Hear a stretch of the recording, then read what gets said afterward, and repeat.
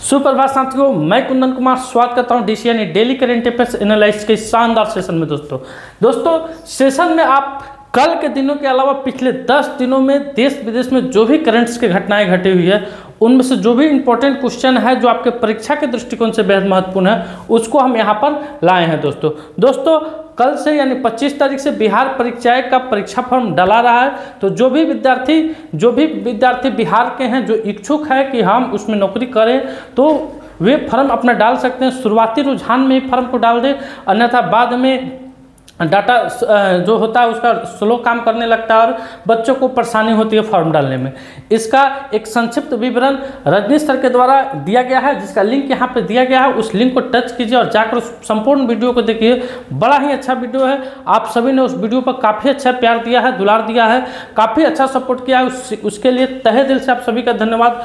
आगामी कुछ ही दिनों में लगभग 3 से 4 दिनों में उसका फुल सिलेबस, फुल वीडियो यानी मैथ, साइंस और हिंदी, ये तीनों चीज़ आपको मेरे चैनल के माध्यम से कवर कराया जाएगा रजनीश सर मेरे द्वारा। तो चलिए शुरू करते हैं, आगाज करते हैं, श्री गणेश करते हैं आज की शानदार सेशन का। पिछले वीडियो में पूछे गए प्रश्न के साथ कि हाल ही में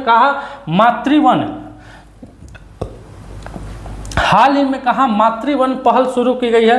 तो दोस्तों मातृवन पहल की शुरुआत हरियाणा राज्य में की गई थी। कहाँ की गई थी? हरियाणा गवर्नमेंट के द्वारा मातृवन पहल की शुरुआत की गई थी। अब आते हैं आज के सवाल पर और बैक टू बैक आपको दिवस से क्वेश्चन मिलेगा। दोस्तों जितने भी इंपॉर्टेंट दिवस थे वो सारे क्वेश्चन यहाँ पे देखने को मिलेगा, उसका थीम भी देखने को मिलेगा और बाद बाकी दिवस का एक PDF मैंने बना दिया है, इस पर उसको आपको पढ़ाते चलेंगे। आइए आते हैं, हाल ही में राष्ट्रीय अंतरिक्ष दिवस कब मनाया गया है? तो आप सभी को याद होगा दोस्तों 2023 ईस्वी में राष्ट्रीय अंतरिक्ष दिवस की घोषणा भारत के प्रधानमंत्री के द्वारा किया गया था दोस्तों, ताकि चंद्रयान 3 कौन दोस्तों? चंद्रयान 3 की ऐतिहासिक सफलता को स्मरण किया जाए। दोस्तों इसी दिन भारत न केवल अपने अंतरिक्षीय अतीत को याद करता है बल्कि भविष्य के महत्वाकांक्षी योजनाओं की रूपरेखा भी क्या करता है? तय करता है। और अंतरिक्ष चंद्रयान 3 पर भी मैंने एक वीडियो बनाया था दोस्तों। उस समय तो स्मार्ट बोर्ड नहीं था, व्हाइट बोर्ड पर ही बनाया था, उस पर भी आप लोगों ने बहुत सारा प्यार दिया था। अगर ज़्यादा जानकारी जानना हो कि चंद्रयान 3 क्या होता है तो आप उस मेरे प्ले स्टोर में यूट्यूब चैनल खोलिए और यहाँ नहीं तो यहाँ लिंक दिया गया है, इस लिंक को टच कीजिए और वहाँ पे जाके उस संपूर्ण वीडियो को देख सकते हैं दोस्तों। तो इस तो विषय की बात करते हैं, यानी ये राष्ट्रीय अंतरिक्ष दिवस की इस बार की विषय क्या है, थीम क्या है, किस थीम के साथ इसको मनाया गया था दोस्तों? तो आर्यभट्ट से गगनयान, क्या है? आर्यभट्ट से गगनयान, प्राचीन ज्ञान से अनंत संभावनाओं तक। क्या है थीम? आर्यभट्ट से गगनयान, प्राचीन ज्ञान से अनंत संभावनाओं तक इसकी थीम है। 23 अगस्त को, कब दोस्तों? 23 अगस्त को इसको मनाया गया। अगले क्वेश्चन की तरफ आते हैं। अगला क्वेश्चन आपके स्क्रीन पे आ रहा है, आतंकवाद के पीड़ितों के लिए अंतर्राष्ट्रीय स्मरण दिवस कब मनाया जाता है? तो दोस्तों संयुक्त राष्ट्र द्वारा 2017 में शुरू किया गया यह दिवस प्रत्येक वर्ष 21 अगस्त को मनाया जाता है। कब मनाया जाता है? 21 अगस्त को मनाया जाता है। विषय क्या थी दोस्तों? इस बार के थीम की बात करें, United by half collectivity action for the victim for terrorism.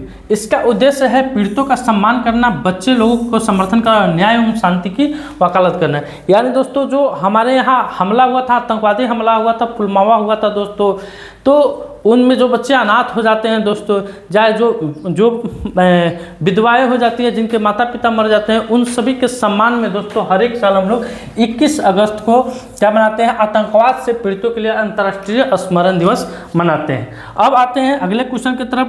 अगला क्वेश्चन आपके स्क्रीन पर मिलेगा, अभी बहुत सारा आपको दिवस से क्वेश्चन देखने को मिलेगा। विश्व उद्यमी दिवस, क्या दोस्तों? विश्व उद्यमी दिवस 2025 कब मनाया जाता है? तो दोस्तों यह दिन उद्यमियों को उनकी रचनात्मक नेतृत्व और व्यवसाय के निर्माण तथा नवाचार को बढ़ावा देने में उनकी दृढ़ता के लिए सम्मानित करता है। 20 अगस्त को इस दिवस को हम लोग क्या करते हैं? सेलिब्रेट करते हैं। अगला क्वेश्चन आपकी स्क्रीन पे आ रहा है कि विश्व वरिष्ठ नागरिक दिवस 2025 कब मनाया जाता है? तो दोस्तों विश्व वरिष्ठ नागरिक दिवस प्रतिवर्ष हम लोग 21 अगस्त को बुजुर्गों के योगदान के सम्मान में मनाया जाता है। इसकी घोषणा सबसे पहले 1988 को हुई थी। कब हुई थी? 1988 में अमेरिका के राष्ट्रपति रोनाल्ड रीगन ने की थी और 1990 में संयुक्त राष्ट्र ने इसे अपनाया था। 2025 की अगर बात कर ले जाए दोस्तों, ये दिवस से ज़्यादा महत्वपूर्ण रहता है थीम दोस्तों, क्योंकि थीम अक्सर परीक्षा में पूछ देता है, जैसे empowering LRD violence for in exclusive future, जिसका उद्देश्य निर्णय लेना है। ये किस दिवस की थीम है इसको आपको बताना पड़ता है। वहाँ पे आप जब थीम नहीं नोट कीजिएगा तो वहाँ पे आपका दिमाग क्या लगेगा? चकराने लगेगा गोल गोल। तो इसको कब मनाया जाता है? 21 अगस्त को हम लोग सेलिब्रेट करते हैं। आते हैं अगले क्वेश्चन की तरफ। अगला क्वेश्चन है, विश्व जैव ईंधन दिवस 2025 कब मनाया गया है? विश्व जैव ईंधन दिवस 2025 कब मनाया गया है? तो दोस्तों 10 अगस्त को हम लोग विश्व जैव ईंधन दिवस 2025 मनाते हैं। 10 अगस्त 1893 को डीजल ने मूंगफली के तेल से अपना इंजन चलाया था दोस्तों। उन्होंने दिखाया था कि वनस्पति तेल से इंजन को शक्ति मिल सकती है। जैव ईंधन पौधे, फसल, अवशेषों, पशु अपशिष्ट जैसे जैव ईंधन से बनाए जाते हैं दोस्तों। हम लोग कुछ समय बच्चे थे दोस्तों, तो हम लोग के जो नाहर होता है, सर आप लोग के भी नाहर पर क्या रोपाया था? पौधा रोपाया था, जिसको कहा जाता था ये डीजल का पौधा है। क्या कहा जाता था? डीजल का पौधा था। अब बड़ी उत्सुकता से उसमें फल आने का इंतजार हम लोग करते थे। उसके बाद पता नहीं है कि फल कभी तूरे हैं कि पिसवाए हैं, इसकी कोई जानकारी नहीं है, लेकिन फल आने का इंतजार, उस पौधा को देखने का बड़ी उत्सुकता थी कि आखिर डीजल का पौधा होता कैसा है। मन में जिज्ञासा थी कि डीजल, हम लोग सुने थे कि डीजल इराक में नदी की तरफ बहता है, नाला की तरफ बहता है, नाला में डीजले बहता है। तो ऐसा सुने थे कि अरे बाप रे, इंडिया में तो डीजल का पौधे लग रहा है। तो एक उत्सुकता थी देखने के लिए। तो वो दोस्तों विश्व जैव ईंधन दिवस 10 जुलाई को हम लोग, यहाँ नहीं 10 जुलाई नहीं होगा, 10 अगस्त होगा। यहाँ 10 अगस्त, ये सब काटिए, 10 अगस्त होगा दोस्तों। 10 अगस्त को हम लोग मनाते हैं। अब आते हैं अगले क्वेश्चन की तरफ। अगला क्वेश्चन आपके स्क्रीन पे आ रहा है। फिर अगस्त 2025 इंपॉर्टेंट डे क्या रहा है? अगस्त 2025 इंपॉर्टेंट डे, यानी अभी तक जो इंपॉर्टेंट डेट आप डेट पढ़े हैं उनमें भी कुछ और सारा डेट है जो छूटा हुआ है, जिसमें क्या था दोस्तों? थीम नहीं था, उसको विदाउट थीम के साथ मनाया जाता है। एक बार देख लेते हैं। 1 अगस्त को राष्ट्रीय पर्वतारोहण दिवस, world lung cancer day, world wide web day. 3 अगस्त को क्लोवर सिंड्रोम जागरूकता दिवस। 4 अगस्त को मनाते हैं अमेरिकी तटरक्षक दिवस। 6 अगस्त को हिरोशिमा दिवस लिटिल बॉय। 7 अगस्त को राष्ट्रीय हथकरघा दिवस, राष्ट्रीय भाला फेंक दिवस। 8 अगस्त को भारत छोड़ो आंदोलन दिवस है। 9 अगस्त को विश्व आदिवासी दिवस, नागासाकी दिवस। 10 अगस्त को विश्व शेर दिवस, विश्व जैव ईंधन दिवस। 12 अगस्त को अंतर्राष्ट्रीय युवा दिवस, विश्व हाथी दिवस। फिर आते हैं अगले पेज की तरफ। इसी तरह दोस्तों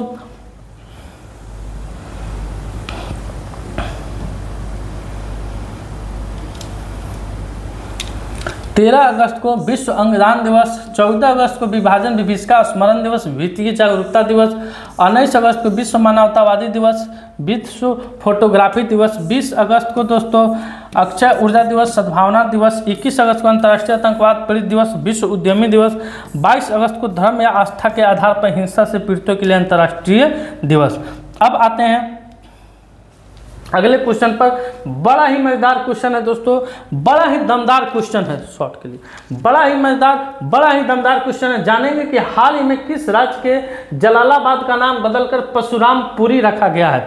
हाल ही में किस राज्य के जलालाबाद का नाम बदलकर परशुरामपुरी रखा गया है? तो उत्तर प्रदेश, मध्य प्रदेश, राजस्थान, बिहार। तो आप नाम बदलने का सिलसिला जब भी है तो आपके दिमाग में एक ही सवाल आता है कि बाबा ही नाम बदल सकते हैं। तो उत्तर प्रदेश का एक जलालाबाद शहर है दोस्तों, जिसका नाम बदलकर परशुरामपुरी रखा गया है। उत्तर प्रदेश के शाहजहांपुर स्थित जलालाबाद का नाम आधिकारिक तौर पर बदलकर परशुरामपुरी कर दिया गया है। यह परिवर्तन सनातन धर्म के पूजनीय भगवान परशुराम की पौराणिक जन्मभूमि से शहर के जुड़ाव को दर्शाता है। यह नाम परिवर्तन औपनिवेशिक या विदेशी शासक से जुड़े नामों को भारतीय विरासत से जुड़े नामों से बदलने के प्रयासों के अनुरूप है और इसे संसद ने इससे क्या किया गया है? इस नाम को मंजूरी भी दे दी है। तो क्या होगा? उत्तर प्रदेश होगा दोस्तों, उत्तर प्रदेश होगा इसका करेक्ट उत्तर। अब आते हैं अगले क्वेश्चन की तरफ। अगला क्वेश्चन है कि हाल ही में सकुरा विज्ञान कार्यक्रम 2025 कहाँ आयोजित किया गया है। तो दोस्तों जापान में आयोजित सकुरा विज्ञान कार्यक्रम 2025 में 34 भारतीय छात्र भाग ले रहे थे। जापान द्वारा 2014 में शुरू किया गया, भारत 2016 में इसमें शामिल हुआ। इसमें शामिल देश भारत, मिस्र, घना, केन्या, नाइजीरिया, दक्षिण अफ्रीका, जाम्बिया और अन्य एशियाई देश है। तो इस क्वेश्चन का उत्तर हो जाएगा जापान, यानी ऑप्शन नंबर 3 इस क्वेश्चन का करेक्ट उत्तर होगा। अब आते हैं अगले क्वेश्चन की तरफ। अगला क्वेश्चन आपके स्क्रीन पे आ रहा है, एफसी वर्ल्ड यूनिवर्सिटी गेम्स 2025 की पदक तालिका में जापान शीर्ष पर रहा, भारत उसमें 20वें स्थान पर रहा। सीयूची ने जापान को ओपन बैडमिंटन 2025 में पुरुष सिंगल का खिताब देते हैं। 16वां इंडिया ट्रेड फेयर टोक्यो में आयोजित किया गया था। जापान के माउंट शिनमोंडेक ज्वालामुखी में विस्फोट हुआ है। जापान ने H-2A रॉकेट से जलवायु परिवर्तन निगरानी उपग्रह प्रक्षेपित किया है। जापान की जनसंख्या में लगातार 14वें साल गिरावट देखी गई है। जापान ने 6 घंटे में 3D प्रिंटेड रेलवे स्टेशन बनाया। जापान के क्रिप्टो परिसंपत्तियों को वित्तीय उत्पादकों के रूप में कानूनी दर्जा दिया है। दोस्तों अब आते हैं अगले क्वेश्चन की तरफ। अगला क्वेश्चन आ रहा है कि हाल ही में अच्युत पोद्दार का 91 वर्ष की उम्र में निधन हुआ है, वे कौन थे। दोस्तों ये आप एक देखे होंगे, यहाँ तक तो कैमरा नहीं पहुँच रहा होगा, ये वाला सिस्टम 3 इडियट्स में दिखाया गया था। दोस्तों ये वाला सिस्टम जिसमें आमिर खान सरल भाषा में किसी चीज़ की बल की परिभाषा, मशीन की परिभाषा दिए थे। दोस्तों तो उनमें उनके टीचर यही थे, क्या थे, यही थे। इनका नाम क्या है, अच्युत पोद्दार। इनका निधन हुआ है दोस्तों 91 वर्ष की उम्र में। ये अभिनेता हैं दोस्तों, सुर्खियों में इसलिए हैं क्योंकि इस पर बहुत सारे रील्स बने थे, मीम्स बने थे 3 इडियट्स फिल्म में। दोस्तों अब आते हैं अगले क्वेश्चन की तरफ। अगला क्वेश्चन आपकी स्क्रीन पर आ रहा है, हाल ही में किस राज्य ने 100% डिजिटल साक्षरता का लक्ष्य हासिल किया है। बड़ा ही इंपॉर्टेंट क्वेश्चन है, बड़ा ही मजेदार क्वेश्चन है। आगामी आपके किसी भी परीक्षा में क्वेश्चन टपक सकता है। करंट अगर पढ़ने वाले बच्चे करंट के लिए इच्छुक है तो इस क्वेश्चन का उत्तर जानिए कि हाल ही में किस राज्य ने 100% डिजिटल साक्षरता का लक्ष्य हासिल किया है। केरल, तमिलनाडु, कर्नाटक कि महाराष्ट्र। तो दोस्तों केरल ने अपने सफल 100% साक्षरता अभियान के बाद 100% डिजिटल साक्षरता की महत्वपूर्ण उपलब्धि को हासिल कर रही है। तो इस क्वेश्चन का राइट उत्तर क्या हो जाएगा, केरल हो जाएगा। दबा के इसका आंसर दीजिए आप लोग,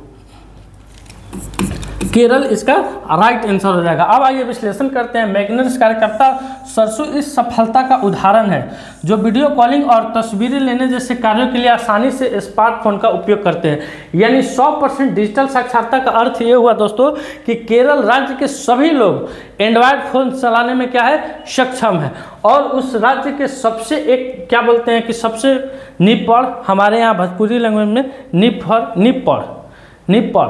निपड़ यानी सबसे क्या कहा जाए कि एकदम अनपढ़ व्यक्ति भी केरल में क्या चला रहा है, वीडियो कॉलिंग कर रहा है, तस्वीरें लेने जैसे कार्य को आसानी से अपने स्मार्टफोन में क्या कर रहा है, उपयोग कर रहा है। इसके लिए केरल अब 100% क्या हो गया, डिजिटल साक्षर वाला राज्य बन गया है। यानी ऑप्शन नंबर 1 इसका क्या हो जाएगा, राइट उत्तर हो जाएगा। अगले क्वेश्चन की तरफ आते हैं। अगला क्वेश्चन है कि हाल ही में कहाँ राष्ट्रीय बुनकर अधिवेशन शुरू हुआ है। हाल ही में कहाँ राष्ट्रीय बुनकर अधिवेशन शुरू हुआ है। तो दोस्तों रायपुर, यानी छत्तीसगढ़ की कैपिटल है रायपुर। रायपुर में राष्ट्रीय बुनकर अधिवेशन शुरू हुआ है। इस अधिवेशन का आयोजन सहकार भारती द्वारा किया जा रहा है। दोस्तों इस अधिवेशन में 28 राज्यों से विभिन्न बुनकरों संघों के 1000 से अधिक प्रतिनिधि क्या कर रहे हैं, पार्टिसिपेट कर रहे हैं, भाग ले रहे हैं। यानी ऑप्शन नंबर 1 इसका क्या हो जाएगा, करेक्ट उत्तर हो जाएगा। अगले क्वेश्चन पर आते हैं। बड़ा ही मनोरम क्वेश्चन है, बड़ा ही दिल जीतने वाला क्वेश्चन है दोस्तों। ये किसी राज्य के मुख्यमंत्री से संबंधित क्वेश्चन है। आप देखिए कि हाल ही में आई ADR की रिपोर्ट के अनुसार देश में सबसे अमीर मुख्यमंत्री कौन है। तो दोस्तों पेमा खांडू, चंद्रबाबू नायडू कि सिद्धारमैया कि इनमें से कोई नहीं। बिहार का मुख्यमंत्री साहब जैसे ही ये बिहार हुआ, उत्तर भारत का जो मुख्यमंत्री साहब बड़ा चालाक होता है, वो अपना नाम पर खाली संपत्ति नहीं रखता, दूसरे तीसरे के नाम पर संपत्ति, बेटा के नाम पर, बेटी के नाम पर, दामाद के नाम पर, दामाद के माई के नाम पर, दामाद के बाबूजी के नाम पर संपत्ति लिखा देगा।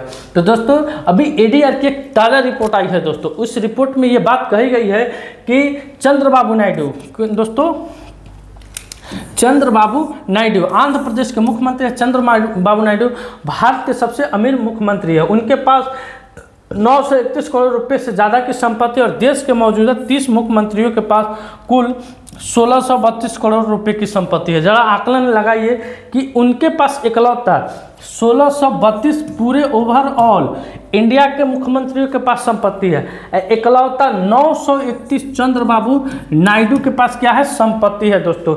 इसका करीब 57% हिस्सा चंद्र नायडू के पास है। तो ऑप्शन नंबर 2 इसका क्या हो जाएगा, करेक्ट उत्तर हो जाएगा।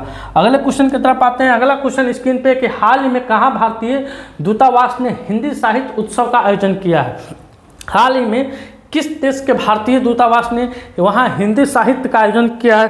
तो दोस्तों नेपाल, श्रीलंका, मालदीव इनमें से कोई नहीं। तो इस क्वेश्चन का उत्तर हो जाएगा ऑप्शन नंबर 1 नेपाल होगा। नेपाल में दोस्तों भारतीय दूतावास ने अभी हिंदी साहित्य उत्सव का आयोजन किया है। अब बात नेपाल की आ रही है तो नेपाल से जितने भी वन लाइनर है, चूंकि नेपाल मेरा पड़ोसी देश है, बिहार के उत्तर में, भारत के उत्तर में स्थित है दोस्तों, जितने भी वन लाइनर क्वेश्चन है दोस्तों उसको एक नज़र में देख लेते हैं कि दक्षिण पूर्व एशिया क्षेत्र में रूबेला से मुक्त घोषित होने वाला पहला देश आपका नेपाल बना है।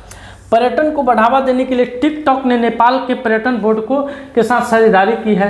नेपाल ने पर्यटन को बढ़ावा देने के लिए पर्वतारोहियों को 97 हिमालयी चोटियों पर निःशुल्क चढ़ाई की पेशकश की है। नेपाल में गाय यात्रा त्यौहार मनाया जाता है। नेपाल में गाथे मंगल उत्सव बड़े धूमधाम से मनाया गया था।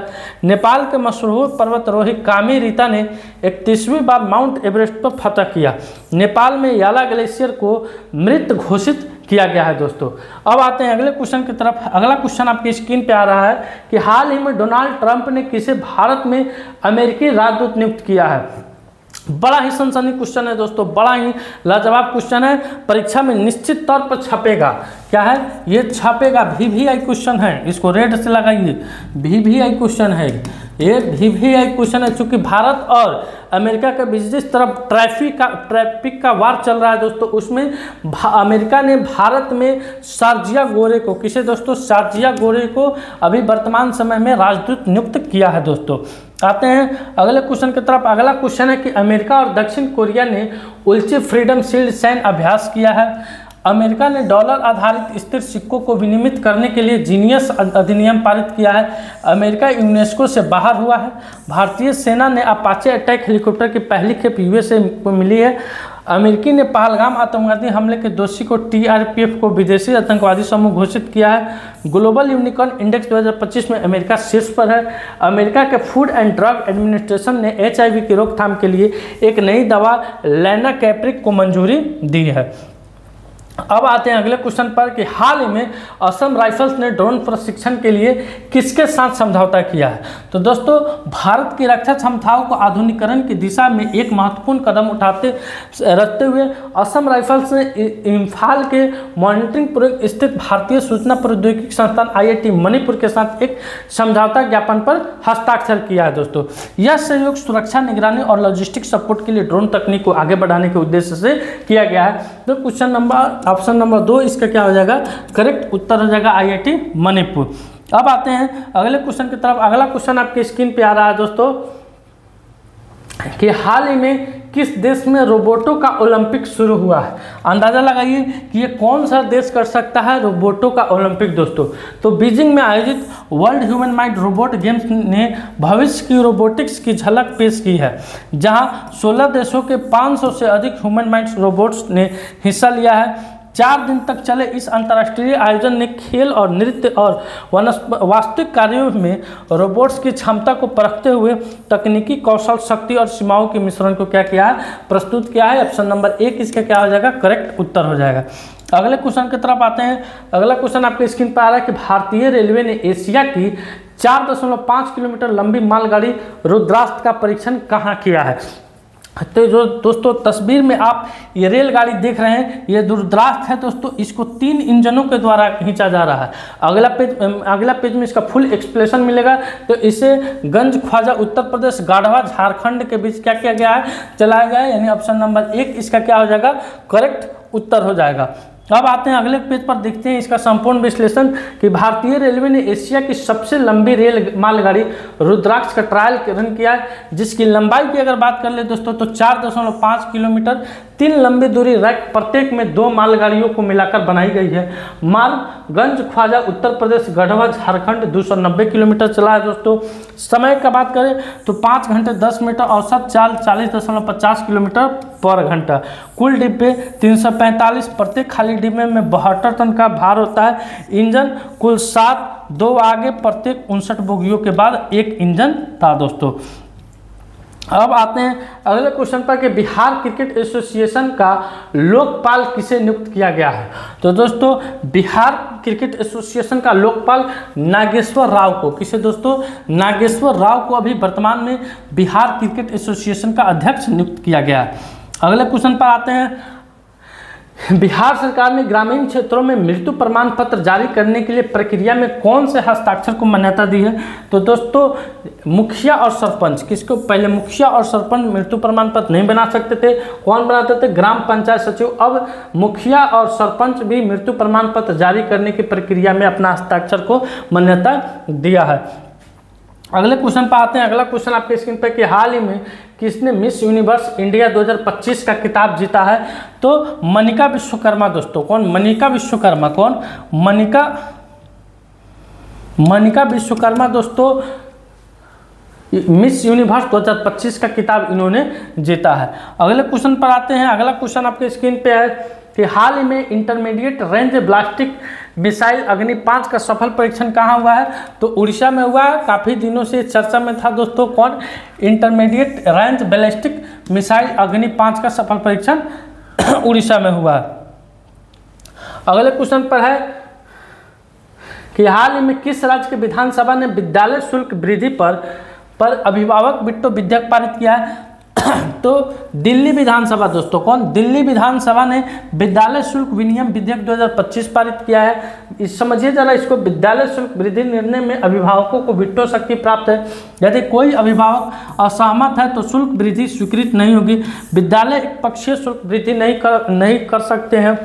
मनमानी शुल्क वृद्धि जुर्माना या संशोधन अधिकारों के हनन का कारण बन सकती है।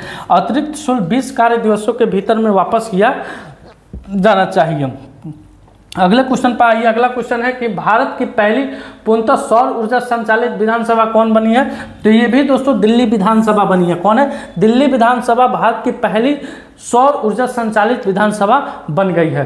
अगले क्वेश्चन की तरफ आते हैं। अगला क्वेश्चन आपकी स्क्रीन पे आ रहा है कि हाल ही में किस बैंक ने कर्मचारियों की नौकरी छोड़ने की दर सबसे कम रही है। हाल ही में किस बैंक में दोस्तों कर्मचारियों की जो नौकरी छोड़ने की दर है वो सबसे कम है। तो आईसीआईसी बैंक में, जो उस बैंक के कर्मचारी है वो सबसे कम नौकरी छोड़ते हैं। रिकॉर्ड तोड़ 18वें अंतर्राष्ट्रीय खगोल विज्ञान ओलंपियाड का आयोजन कहाँ हुआ है दोस्तों। तो इसका आयोजन मुंबई में हुआ है। कहाँ हुआ है, मुंबई में 18वें अंतर्राष्ट्रीय खगोल विज्ञान एवं खगोल भौतिक ओलंपियाड का उद्घाटन हुआ है दोस्तों। आते हैं अगले क्वेश्चन की तरफ। अगला क्वेश्चन आपकी स्क्रीन पे आ रहा है कि हाल ही में कोली समुदाय ने नराली पूर्णिमा कहाँ मनाई है। तो इसका भी उत्तर महाराष्ट्र हो जाएगा दोस्तों। महाराष्ट्र में दोस्तों मुंबई, ठाणे और पालघर में नराली पूर्णिमा मनाई गई है। अगले क्वेश्चन की तरफ आते हैं। अगला क्वेश्चन आपके स्क्रीन पे आ रहा है कि बीएसएफ ने किस राज्य की सीमा पर ऑपरेशन अलर्ट शुरू किया है। तो राजस्थान की सीमा पर, किस राज्य की सीमा पर, राजस्थान की सीमा पर बीएसएफ के द्वारा ऑपरेशन अलर्ट शुरू किया गया है। अगले पेज में देखते हैं दोस्तों, सीमा सुरक्षा बल यानी बीएसएफ स्थापना की अगर इसकी बात कर ले हम लोग तो 1 दिसंबर 1965 को भारत और पाकिस्तान युद्ध के बाद प्रशासनिक नियंत्रण गृह मंत्रालय के अधीन आता है दोस्तों। इसे प्राय भारत की प्रथम रक्षा पंक्ति कहा जाता है। यह भारतीय सेना के साथ भारत पाकिस्तान अंतर्राष्ट्रीय सीमा, भारत बांग्लादेश अंतर्राष्ट्रीय सीमा नियंत्रण रेखा एलओसी और नक्सल विरोधी अभियानों में तैनात रहती है। अगला है कि हाल ही में मेलबर्न में भारतीय फिल्म महोत्सव 2025 में विविधता का पुरस्कार से किसे सम्मानित किया गया है। तो दोस्तों आदित्य राव हैदरी को, किसे, आदित्य राव हैदरी को।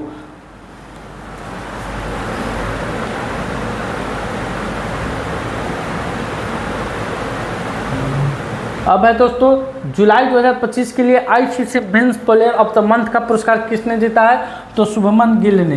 किसे, शुभम गिल को दोस्तों। भारत के टेस्ट कप्तान शुभम गिल को जुलाई 2025 के लिए आईसीसी पुरुष ऑफ द प्लेयर मंथ का खिताब दिया गया है।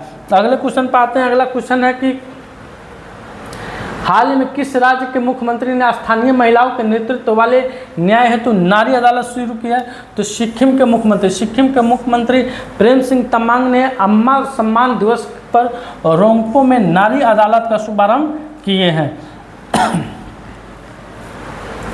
अगला क्वेश्चन है आपका दोस्तों आज का सवाल कि हाल ही में किस राज्य के जोलियांग रिजर्व में एशियाई विशालकाय कछुए को पुनः लाया गया है? नागालैंड, त्रिपुरा, मेघालय, असम। तो इस क्वेश्चन का उत्तर आपको कमेंट सेक्शन में देना है दोस्तों आज का सेशन मेरा यहीं समाप्त हुआ। वीडियो अच्छा लगे वीडियो को लाइक कीजिए, शेयर कीजिए, चैनल पर नए हैं तो चैनल को सब्सक्राइब कीजिए। मिलते हैं आपसे अगले वीडियो में, तब तक के लिए धन्यवाद। अपना ख्याल रखिएगा। भारत माता की जय।